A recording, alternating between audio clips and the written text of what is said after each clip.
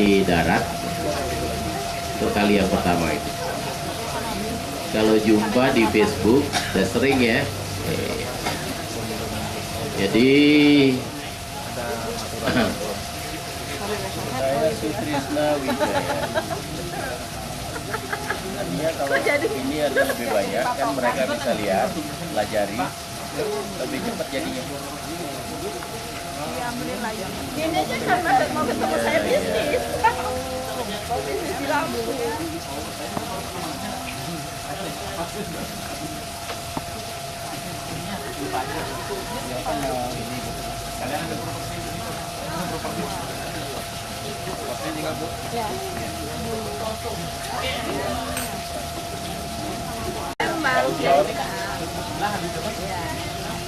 Dari Jakarta saya baru 48 tahun. saya penuh kasih, tentram dan bahagia. Dan kebetulan yang ini saya pakai sebagai mantra pada cucu saya gitu. Cucu saya sekarang berumur 2 tahun gitu. Saya berikan ini waktu dia berumur bulanan gitu. Saya nyerocos terus gitu. Pandu sehat, kuat, cerdas, damai, penuh kasih, tentram dan bahagia. Jadi itu saya masukkan ya. Jadi saya seperti mencekoki sesuatu pada cucu saya. Lalu perjalanan umur dia jalan itu lama kita tidak ingat lagi hal itu. Kira-kira sekitar 3 bulan yang lalu saya mulai lagi ya gitu. Sepertinya dia ingat gitu. Dia happy banget ketika kita bacakan lagi mantra tersebut. Jadi kira-kira begitulah. Dan saya mendirikan lembaga ini sebenarnya terpanggil karena ingin membuat perubahan. Nah, kenapa demikian? Karena pikiran kita itu terlalu banyak dimasuki oleh hal-hal yang negatif. Walaupun maksudnya tidak negatif. Karena misalnya kehidupan kita begitu keras ya, orang tua misalnya tidak mampu ya.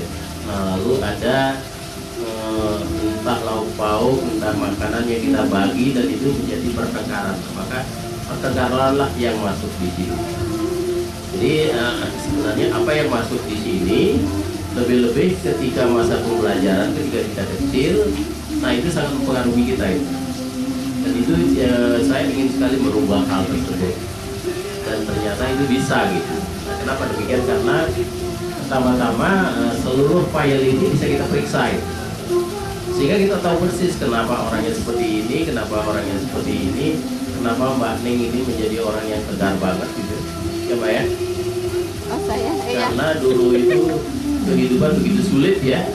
Tetapi ada momen-momen ketika terjadi pembalikan daripada kesulitan tersebut kan. Nah di sana yang masuk adalah momen itu ketika Mbak Ning itu mampu mengatasi masalah. Nah sehingga yang ada di benak adalah aku mampu mengatasi masalah. Dan itulah yang menyebabkan Mbak Ning menjadi orang yang tegar. Jadi kemudian yang ini semua bisa di setel ulang sebenarnya, di setel ulang gitu. Sehingga saya sudah sering ya menawarkan apakah Anda ingin happy, ingin damai, ingin sejahtera, itu semuanya bisa di setel sebenarnya. Dengan apa namanya? Dengan yang kita sebut mind management gitu. Jadi memanage, mengelola pikiran-pikiran kita. Ini sebenarnya bukan sesuatu yang aneh karena di masyarakat tradisional di zaman dulu pun ini sudah ada gitu. Mungkin ketika kita menghadapi situasi yang berat, kita menjadi sewot kan itu. Ada orang tua kita yang nyeletuk, nah jening banding-bandingan basangnya itu.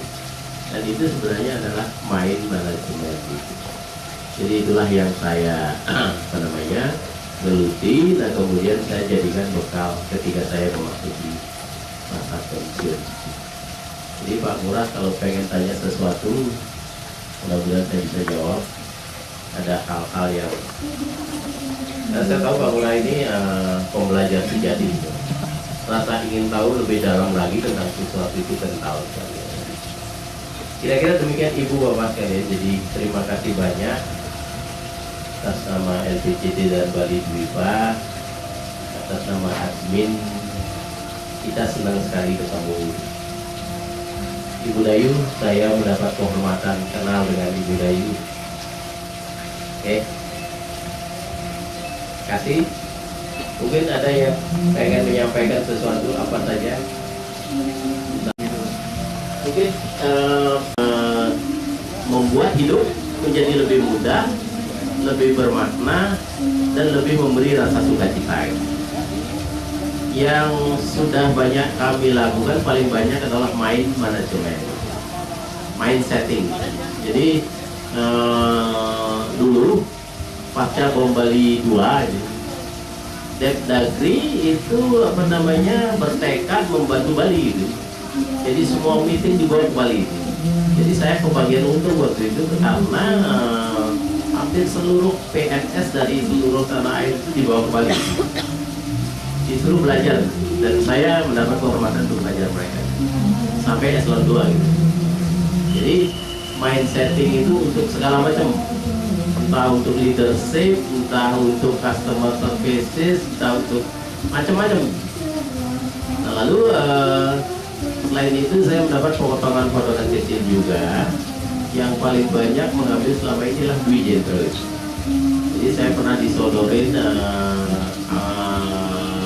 anak-anak MOS, diminta tolong kasih mereka karakter building. Tentunya saya terkejut karena jumlah orangnya 800 orang gitu. Tapi di sana saya bertekad, mampukah saya menghandle itu dengan baik. Dan ketika saya mampu, saya memperoleh satu keyakinan. Kemudian setelah itu di Jenderal lagi, mereka mau mengirim atlet, mereka memasang target. Nah, lalu saya diminta tolong kasih sesuatu agar target ini dicapai. Nah, kemudian baru tadi siang saya diminta mengisi fondasi bagi mahasiswa baru itu. Mereka meminta pengembangan pribadi, tetapi saya switch sedikit menjadi using the whole brain ya untuk menggapai prestasi-prestasi. Dan itu ditanya. Kemudian dari Ibu Anggara ini saya mendapat kesempatan mengisi di hotel hotel apa ini? Hard Rock. Waktu itu bicara di Hard Rock. Setelah itu Melia Westin, di mana 4 hotel berkumpul. Mereka minta mind mapping pada saya, itu mind mapping, dan itu ternyata adalah suatu alat yang sangat sederhana dengan hasil yang luar biasa gitu.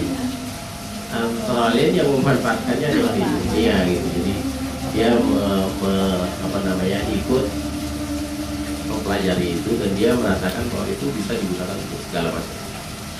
Kira-kira gitu Bang Mudah. Caranya mudah Ibu. Ibu biarkan pikiran itu damai, tentram ya. Lalu saya minta Ibu membawa pikiran ke masa lalu ketika pacaran Bu. Sebelum pacaran pasti ada PDKT Bu ya. Di antara proses itu pasti ada momen ketika Ibu jadian. Kurang lebih Ibu ingat momen. Ibu ingat kembali dan Ibu masuk lagi ke momen itu. Nah, maka Ibu langsung merasa bahagia. Ya. Ya. Aura, masih ingat ketika ini PDKT? Masih ingat ya? Masih ingat ketika jadian? Masih kan? Jadi tinggal akses saja Google dan memories itu. Nah, Anda langsung merasa happy.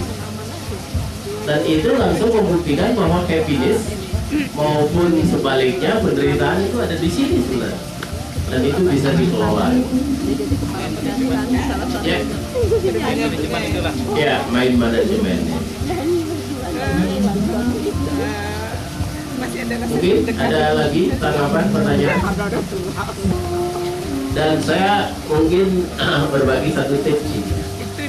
Bahwa ini kan gelas. Ini gelas apa? Dia berisi es hijau kan? Kalau dia masih kosong, dia bisa diisi apa saja, macam-macam bisa, ya. Teh manis bisa, air jeruk bisa, apalagi Bir bisa, apalagi suka bisa, bisa. Air cabai bisa, bisa. Air kobokan bisa. Nah lalu prinsipnya adalah apapun yang diisikan kepada gelas ini, itulah isi gelas ini, itulah nanti yang dia bawa, itulah nanti yang dia share kepada orang lain. Sekarang renungkan, berapa kali kita marah pada anak-anak? Betapapun benarnya alasan kita sudah memberi air cabai kepada gelas. Jangan salahkan kalau dia nanti membawa air cabai ini dan dia share itu sederhana itu. Ya, orang mengatakannya tabula rasa ya, menuliskan sesuatu pada kertas. Tapi kayaknya itu masih lebih mudah masuk di akal yang ini tadi.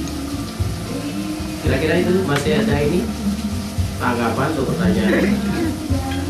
Sudah adalah marah. Anak bisa marah nggak pada orang tuanya? Nggak bisa gitu, nggak bisa.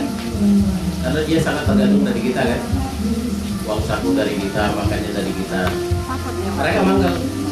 Mereka ingin mengendalikan balik kita itu. Mereka tidak bisa menggunakan marah. Lalu apa yang mereka gunakan? Ngambek. Jadi kalau Anda menggunakan alat yang paling mudah, dia akan mengambil alat yang paling mudah. Dia akan membawa sifat marah sama ngambek.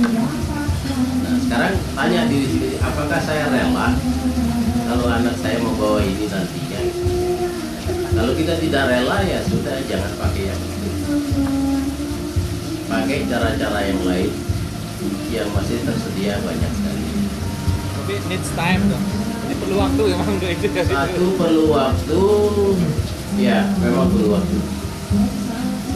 Apalagi rayuan kan untuk anak kecil. Kenapa? Perlu rayuan kan untuk itu. Kalau saya gampang ini caranya. Yang saya sering lakukan adalah saya minta orang tua itu membuat daftar ya, hal-hal yang baik pada anak itu apa? 1, 2, 3, 4, 5. Kekurangan mereka apa? 1, 2, 3, 4, 5. Setelah itu yang kurang pada mereka saya minta di cross, dibuang. Yuk berfokus pada yang bagus saja gitu. Tiap kali anak menunjukkan yang bagus, segera kasih jempol. Coba kalau Anda itu melakukan sesuatu yang bagus, dikasih jempol, senang nggak? Happy nggak? Happy lah yang masuk di kelas ini. Dan kalau ini bisa kita lakukan secara persis, anak akan berubah dalam waktu kurang dari 1 minggu. Saya sudah buktikan berkali-kali. Kalau dia melakukan yang jelek, abaikan aja. Cuman kita tidak bisa melakukan itu. Kenapa? Karena kita terdorong menjadi orang tua yang bertanggung jawab, yang mau memperbaiki. Dan itu ternyata tidak efektif. Mau bukti bahwa itu tidak efektif. Coba Anda jadi anak kecil lagi. Anda membuat kesalahan. Anda dimarah, mau memperbaiki. Mau diperbaiki. Enak nggak? Apakah Anda berubah? Belum tentu. Begitu lah. Jadi ada banyak hal yang perlu kita renungkan kembali, kemudian kita perbaiki lagi sesuai dengan perkembangan yang terjadi. Kalau saya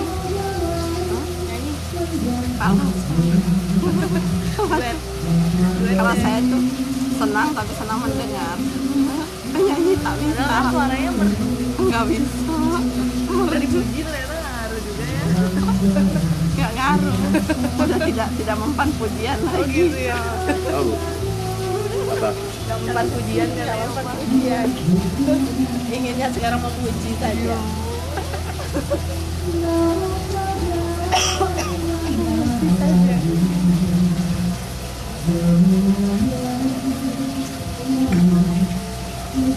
Sudah ada yang punya bidang nanti pada dokter kita lah. Mau satu album? Mau long play? Ada mau datang belum?